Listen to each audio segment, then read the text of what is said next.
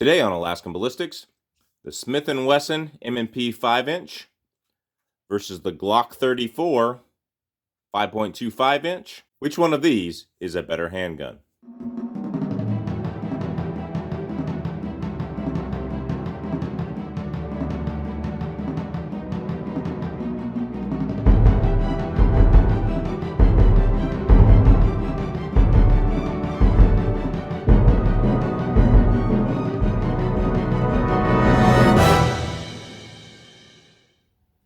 Welcome back to Alaskan Ballistics. Today we have the battle of two long slides.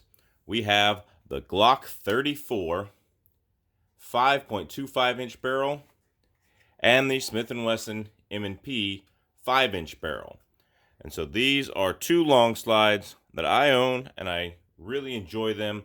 My wife pretty much has appropriated both of them. We got this gun with her in mind, to be honest with you, just because she likes shooting longer guns. They have less recoil and all that stuff than a shorter gun, better sight radius, more capacity, better grip. And so she likes going to the range and shooting longer guns versus a carry gun. And a lot of people do. And that makes it more enjoyable and a better preparedness gun if you're into, SHTF scenarios and you want to have a good handgun with you. These are both very good guns overall, but you don't have to take my word for it. All right, Chuck, you asked for it. Here it is. OG out here today in the lightweight shorts and a t-shirt. It's about 80 degrees in California. Rocking a Smith & Wesson full-size 5-inch barrel FDE 9mm.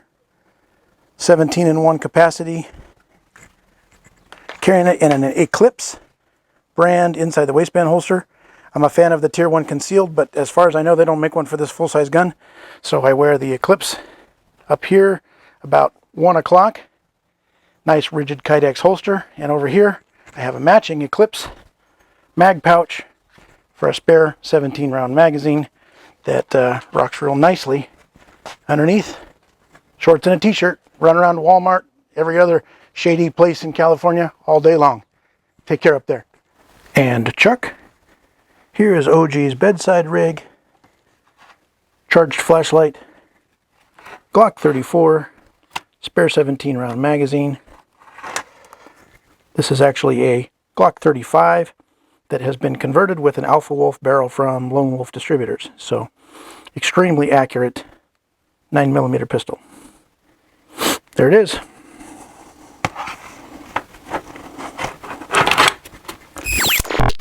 Now, these are both unloaded and safety checked. You can see right there, unloaded, and both are great handguns. To start out with, to say I've had the M&P for years.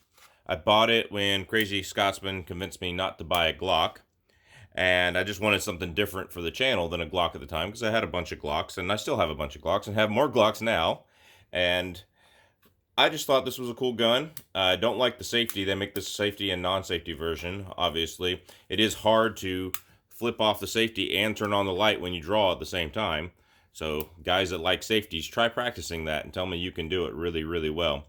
As you can see, the coating is worn off a little bit, but the flat dark earth finish was cool. I wanted something that wasn't black, and nothing wrong with the black guns, but occasionally I want something that's not black.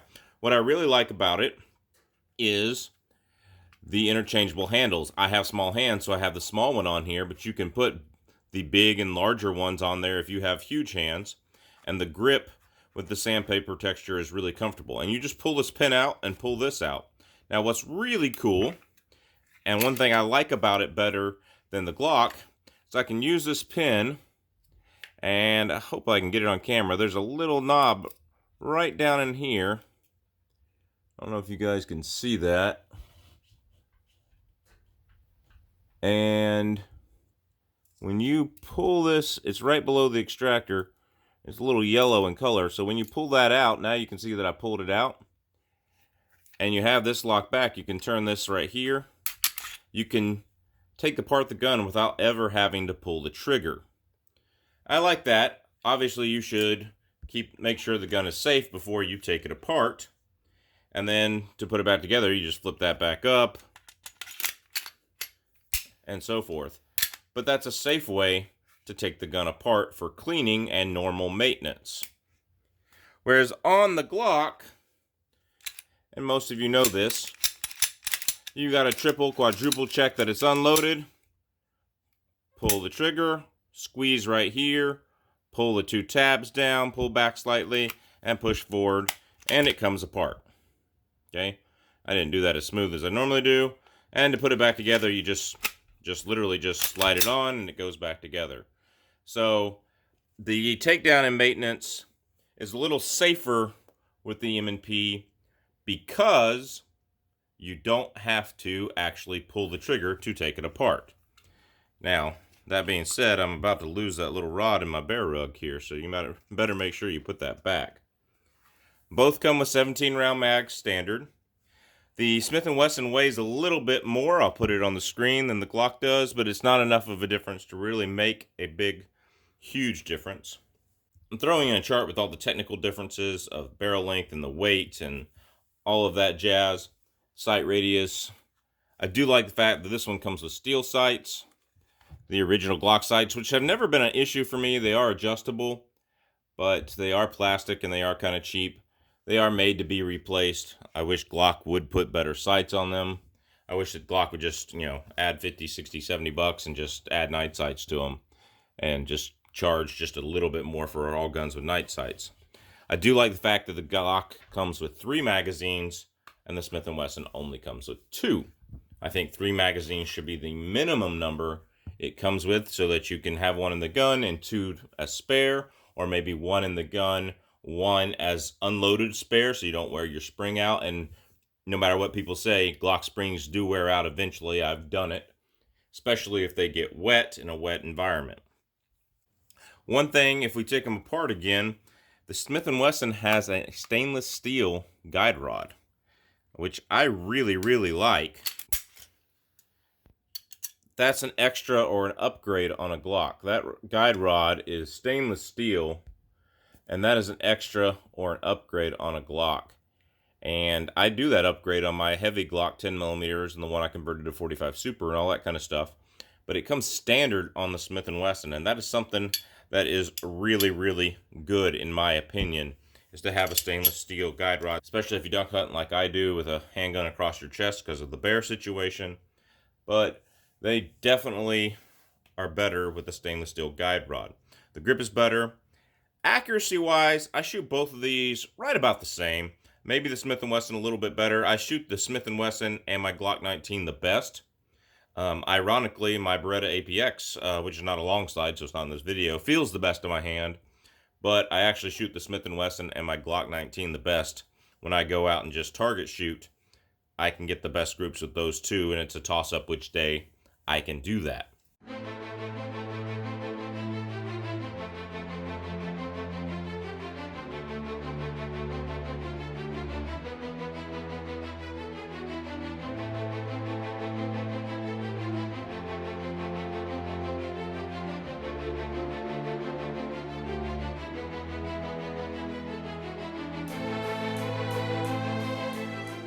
Here we go, Smith & Wesson long slide 2.0. See how accurate Chuck shoots it. Target on the left here, let's go.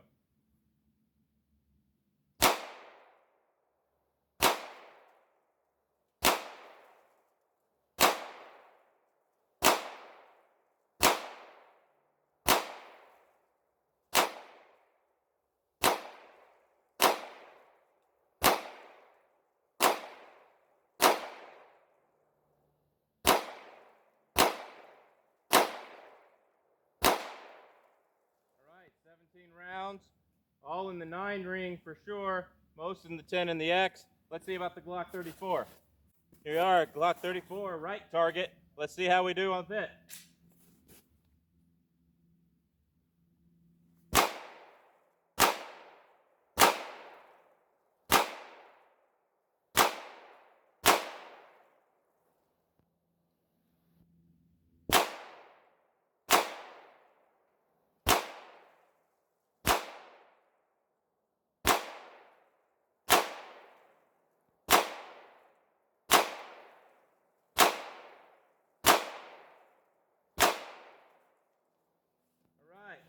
like I did just a hair better with the Smith & Wesson.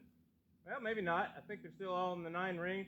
So accuracy-wise, about the same as far as that goes. About the same accuracy-wise.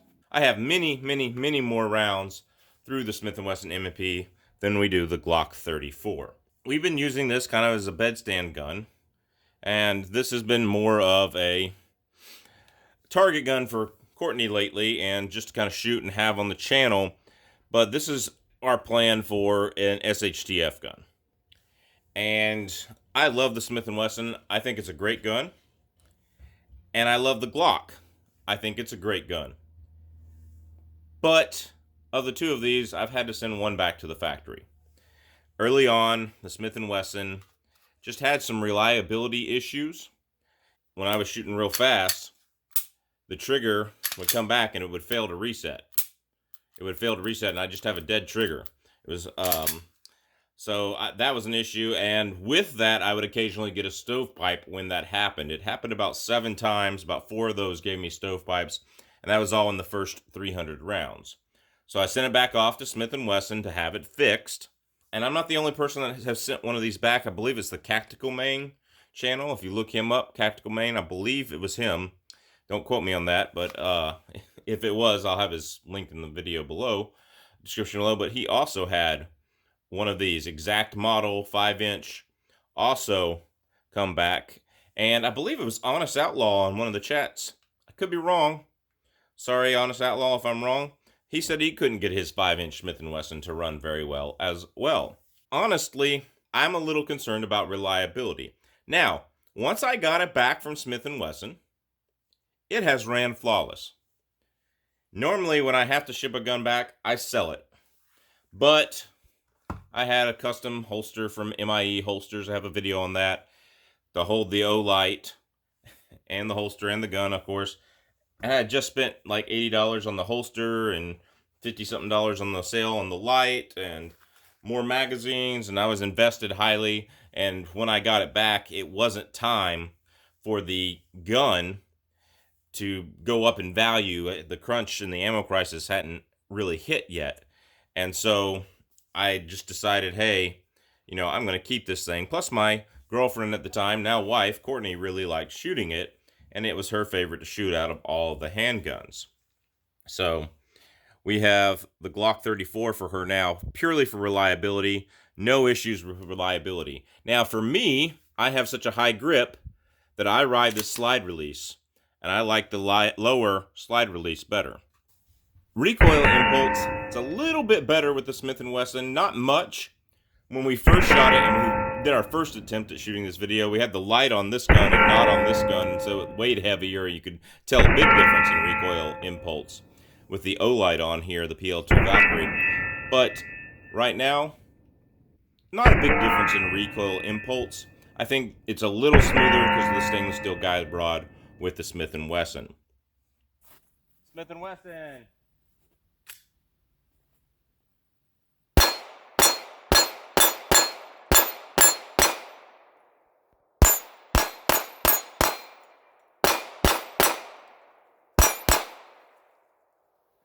All right, here we go. Just some plinking with the Glock 34. Let's see how we can do.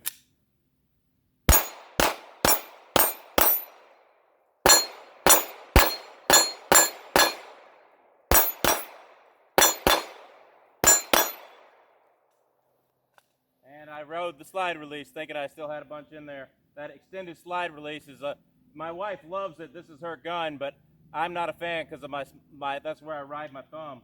So the Smith & Wesson definitely fits me better, and I shoot it a little bit better. So here we go. We're going to test the Smith & Wesson 2.0 versus the Glock 34 over the chronograph. I got 3 rounds of that really lightweight Liberty civil defense stuff. Then I got 3 rounds of Plus P 124 grain Spear Gold Dot and 3 rounds of Federal HST 124 grain Plus P. Let's see how they shoot out of the Smith & Wesson 2.0. 2237 for the Liberty, 2234, 20, an error, 1237 for the Spear Gold Dot, 1244, and an error,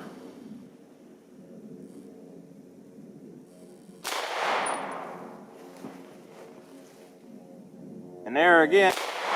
1259 for the 1259 for the HST, and another error. So,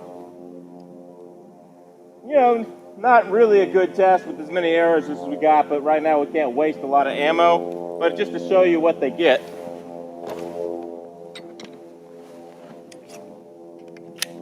Here we go. Let's try Liberty Civil Defense again. I probably need the sunshades on the chronograph. 2234. Error. 2227. Spear Gold Dot 1183. 1250. 1223. 1276 for the Federal HST. 1128 and 1280. Well, that was really interesting with the HST and the Glock 34. One thing about the Glock is it doesn't have as tight a lockup as that Smith & Wesson, so it actually does get a little worse on standard deviation and on velocity because of that. On standard deviation and velocity because of that. So here's our add-up slide showing all the different numbers. I wasn't going to include this even though the footage was kind of bad. My microphone went out. But the reason why I included it is just to show that the 0.25 inches in barrel length of the Glock 34 didn't really make that much of a difference. In fact, it's slightly less on a lot of this ammo. And so that just goes to show you that the steel guide rod and the tighter lockup of the M&P 2.0 does a little better. Now, I really do think that the Glock 34 with the Federal HST having such a bad standard deviation with those 3 rounds. Of course, you really need more than 3 rounds to check standard deviation, but I really do think that was an ammo issue, just something from the factory. I don't think it reflects the gun in any way, shape, or form. So which one of these is a better gun? Well, for SHTF, full 100% reliability, you got to go with Glock. All right, because there are 3 documented incidences on YouTube of this failing.